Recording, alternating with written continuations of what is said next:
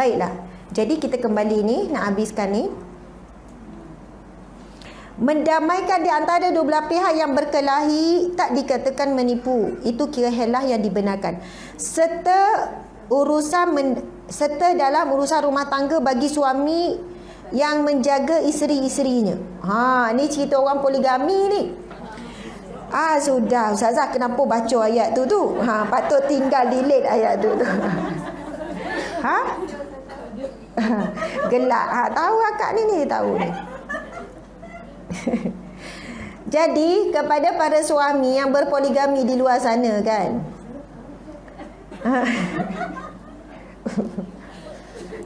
Kurang solehah sikit dah tu. Tak adalah. Okey. Saya tahu ramai sisi yang dipoligami dekat sini ada, yang dengar ada, dan suami yang berpoligami. Bukan memberi tiket kepada anda untuk menipu bulat-bulat, kan? Jadi tipu tu kena petak-petak.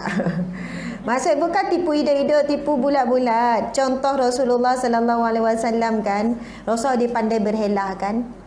Bila Rasul balik daripada satu musafir ataupun satu perang ataupun dakwah, satu hari Rasul bawa balik hadiah kepada para isteri, iaitu berupa cincin.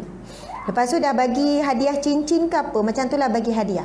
Kemudian ditanya oleh isteri Rasulullah. Saya tak ingat isteri mana yang bertanya, Rasulullah, siapakah isteri yang paling kamu sayang? Rasul kata, isteri yang aku beri dia hadiah cincin tu. Kembanglah isteri tu, sebab dia dapat. Padahal semua isteri dapat. Faham tak? Kalau boleh kita nak kita seorang kembang, rasa paling disayangi. Maksudnya Rasulullah bukan menipu. Rasul bukan menipu. Betul kan? Rasul berhelah. Tapi isteri tu rasa dialah yang paling disayangi. Nampak tak? Maksudnya cara Rasulullah nak mendamaikan, nak menenangkan hati isteri-isteri ni dengan kaedah yang sangat bijak.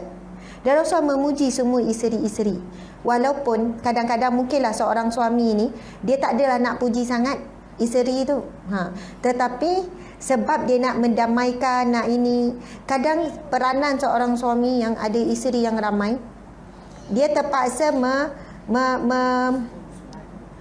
mengorbankan diri dia. Saya minta maaf sebab saya ada terima banyak aduan pasal konflik poligami ni. Dan banyak aduan tu daripada isteri yang kedua. Bukan saya kata, memang saya rasa kesian sebab isteri kedua ni sentiasa dianggap sebagai perampas. Yang kedua, isteri kedua ni dianggap sebagai yang menghancurkan rumah tangga orang lain, dan dia dianggap sebagai orang yang hadir dalam kehidupan orang lain. Maksudnya dia ni menumpang. Jadi dia bawa title dan tuduhan itu sepanjang hidup dia, betul kan? Sebenarnya ujian dia sangat berat. Dan isteri pertama biasanya golongan yang akan diberi simpati, kesian sepanjang. Isteri ketiga samalah, kedua, ketiga.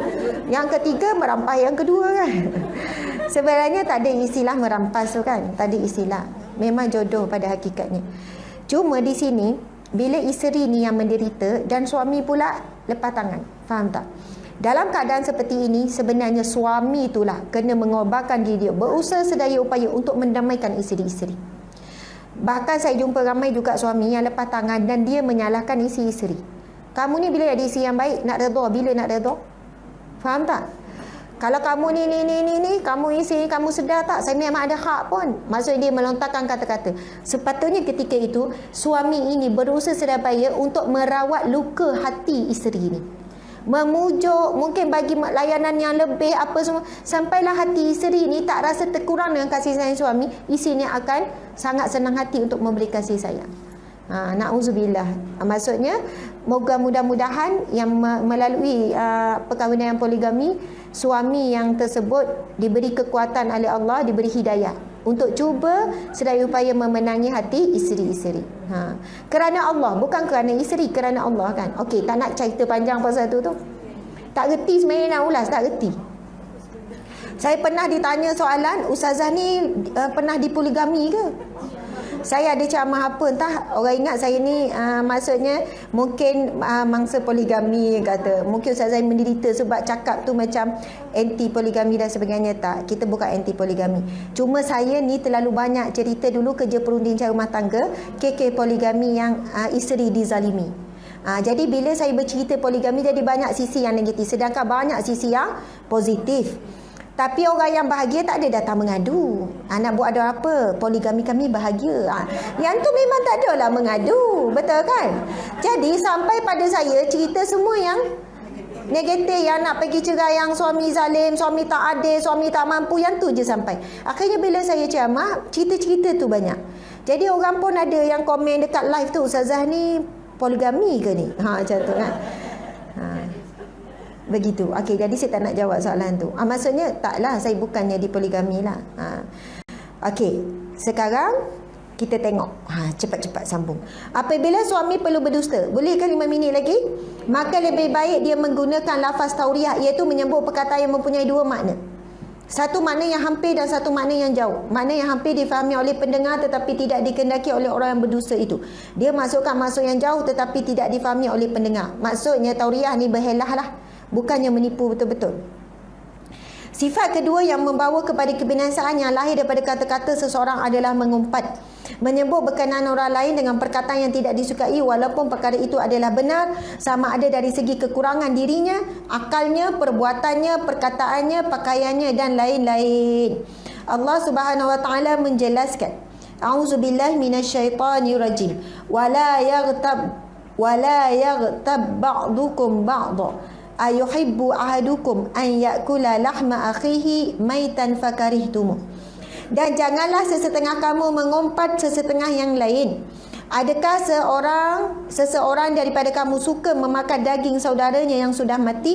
Sekiranya demikian keadaan mengumpat, maka sudah tentu kamu jijik kepadanya. Ini cerita pasal ghibah, pasal mengumpat kan. Jadi pasal mengumpat ni bukan semestinya sikap, tetapi perkara yang benar dari segi kekurangan, sama ada akal dia, perbuatannya, perkataan, pakaian. Kadang kita bukan mengumpat orang tu, mengumpat pakaian dia. Mengumpat pakaian. Kau tengoklah baju dia tu, tua-tua pun nak pakai merelip-relip lagi. Contoh. Tengok tudung tu. Banyak diamond. Kalau boleh jual, laku yo juga. Contoh kan. Banyak merelip-relip ni. Banyak ni. Okey, benda tu walaupun bukan pasal peribadi, malas ke apa ke, tapi pasal pakaian, betul tak? Kita komen, kita kata pakaian. Kalaulah benda tu sampailah kepada orang yang kita kata tu, agak-agak dia kecil hati tak? Terasa. Maksudnya mengumpat ni semua, bab rumah ke, bab kereta dia ke, apa-apa, bukan semata-mata sebab bab peribadi. Kalaulah sesuatu itu perkara yang betul dan memang tak disukai oleh orang tersebut bila dia dengar, maka itu dikira mengumpat. Bukannya kita sedap cakap, saya bukan ngumpat pasal dia, pasal baju dia. Saya bukan ngumpat pasal dia, ngumpat pasal rumah dia bersepah. Semua tu ada kaitan. Betul kan? Subhanallah. Saya tengok ni semua okey, pakaian, subhanallah. Pakai pakaian, pakailah macam mana? Pakaian muslimah kita adalah pakaian menutup aurat. Orang kita mengelik-gelik pakai letak batu-batu tu tak pelik. Maksudnya dah jadi kebiasaan. Bukanlah banyak sangat batu permata tu kan. Biasa je.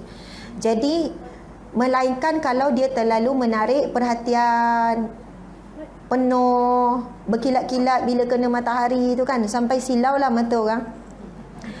Ataupun kita perasan bila kita diperhatikan, orang tengok, maksudnya kita jadi daya penarik lah tu.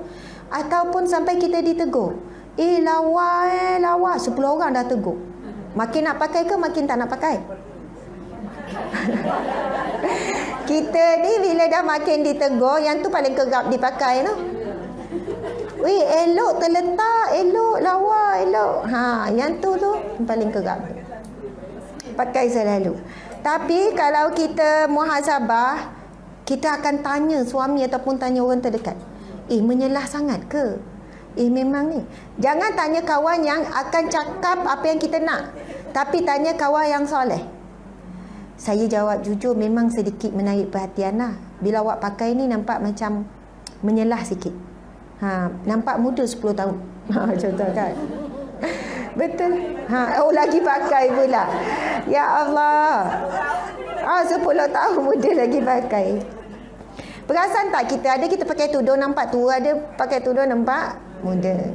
Ada nampak warna muka kita makin gelap, ada pula pakai tudung nampak cerah. Betul kan? Ada baju kita nampak kurus, ada baju kita nampak lebar. Maksudnya pakaian sangat mempengaruhi. Jadi Nabi Allah Subhanahu Wa Taala berfirman dalam Al-Quran, sebaik-baik pakaian adalah pakaian takwa. Maksudnya bila kita memakai pakaian itu meningkatkan ketakwaan kita. Takutlah kita akan pujian dan perhatian manusia, sebab ia akan menjauhkan perhatian dan pujian daripada Allah Subhanahu Wa Taala. Nauzubillah min zalik. Itu secara umum saja. Alhamdulillah, sekadar itulah kuliah kita pada hari ini. Mudah-mudahan kita mendapat manfaat pengajaran sedikit sebanyak ilmu, insya-Allah. Saya mohon maaf salah dan silap, kesilapan, kekurangan mesti ada dalam menyampaikan ilmu Allah Subhanahu Wa Taala. Kelemahan, kekurangan, kesilapan itu datang daripada diri saya sendiri disebabkan kejahilan diri sendiri. Terima kasih kepada semua yang mendengar di sini dan juga di mana-mana berada. Mudah-mudahan kita menjadi hamba Allah yang lebih baik dari masa ke semasa, insya-Allah, dan dikurniakan kita husnul khatimah. Amin ya rabbal alamin. Kita tangguhkan kuliah kita dengan tasbih kafarah dan surah Wal-Asr. Bismillahirrahmanirrahim. Subhanakallahumma wa bihamdika asyhadu an la ilaha illa anta astaghfiruka wa atubu ilaik. Bismillahirrahmanirrahim. Wal-'asr innal insana lafi khusr إلا الذين آمنوا وعملوا الصالحات وتواصوا بالحق وتواصوا بالصبر صدق الله العظيم وبالله التوفيق والهداية. السلام عليكم ورحمة الله وبركاته.